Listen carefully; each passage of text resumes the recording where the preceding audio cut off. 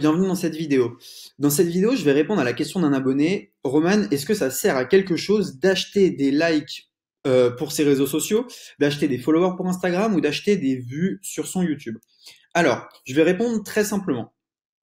Ça a des avantages et des inconvénients. Dans les avantages, on a qu'on gagne en autorité à avoir plus de likes. C'est-à-dire que, bah voilà, on va plus vous respecter si vous avez une page de 200 000 likes qu'une page de 20 likes. Néanmoins, si on sait que ces 200 000 likes sont des faux likes, alors là, vous allez vraiment passer pour un idiot. Moi, je scrape énormément de pages de concurrents et parfois, je vois que, il y a que des gens qui viennent du Pakistan ou d'Inde. Donc déjà, ces gens-là, je les scrape pas. De deux, je sais que leur audience, elle est pourrie. Et de trois, ils passent un peu pour des clampins, quoi. Une autre chose est que si vous voulez en fait booster vos pages en achetant, par exemple, j'ai une page Facebook, j'achète 20 000 likes pour que les gens pensent que je fais preuve d'autorité, donc qu'ils achètent mes produits et qu'ils likent ma page, le grand problème, c'est que les gens qui vont liker votre page après vont être qualifiés, mais les 20 000 personnes, vous allez toujours les avoir. Donc chaque fois que vous allez poster, vous allez toucher des gens qui n'en ont strictement rien à foutre de ce que vous postez.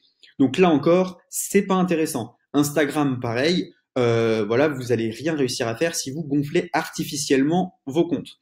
Maintenant, il est vrai que parfois, faire grimper artificiellement son nombre de vues, son nombre de likes peut être intéressant. Par exemple, dans YouTube, si vous faites grimper votre nombre de vues de manière maligne et pas trop forte, vous allez ranker plus haut que les autres. Ça, c'est un fait.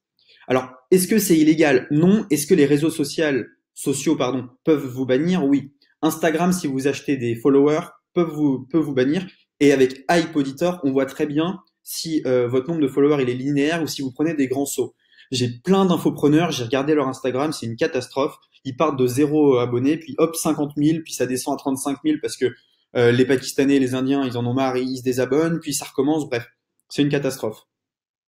Et donc ça ne sert à rien. Et vous pouvez vous faire bannir par Instagram. Facebook va jamais vous bannir, mais vu que le reach de la page est tout petit, vous allez perdre les personnes qui vont vous suivre. Donc ça sert pas forcément à grand chose. Et YouTube, ça peut servir à quelque chose. Alors où acheter ces likes? C'est assez simple, hein. Sur 5euros.com, vous pouvez trouver plein de services qui vous permettent d'acheter des likes. Par contre, il y a quelque chose qui est très très très utile pour les pages Facebook. Et je vais vous montrer. Si vous avez une page Facebook à 700 000 abonnés, vous pouvez faire un truc qui est super quand vous en avez 2000 et regardez ma page à 2000, donc je vais vous montrer un peu ce qu'on peut faire. Quand votre page a 2000 abonnés sur Facebook, vous pouvez rajouter des onglets et donc ici j'ai rajouté un onglet boutique et un onglet YouTube abonne-toi. Je vais continuer d'en ajouter d'autres, je vais vous montrer dans une prochaine vidéo comment ajouter, mais voilà, par exemple, c'est un atout. Sur Instagram, quand vous obtenez 10K followers, vous pouvez avoir le swipe up. Donc imaginez que vous êtes bloqué à 7000, bon, on achète 3000 followers, on a le swipe up, et ensuite ces followers-là, ils vont s'éliminer automatiquement, et ça va aller. Donc, il y a des cas où on peut justifier l'achat. Par contre, penser qu'on peut faire partir un business en achetant des likes, c'est comme acheter de l'espace publicitaire à la télé, à la radio sans avoir rien à vendre. C'est totalement inutile. Donc voilà un peu à quoi ça ressemble. Vous voyez que c'est plutôt sympa, hein, puisque je peux faire commencer mes vidéos automatiquement. Les gens peuvent s'abonner à mon YouTube directement. Si vous n'êtes pas abonné, je vous conseille de vous abonner directement. Alors voilà, est-ce que ça vous intéresse que je vous montre comment intégrer les onglets? C'est totalement gratuit. Si ça vous intéresse, vous me mettez un petit like, un petit commentaire.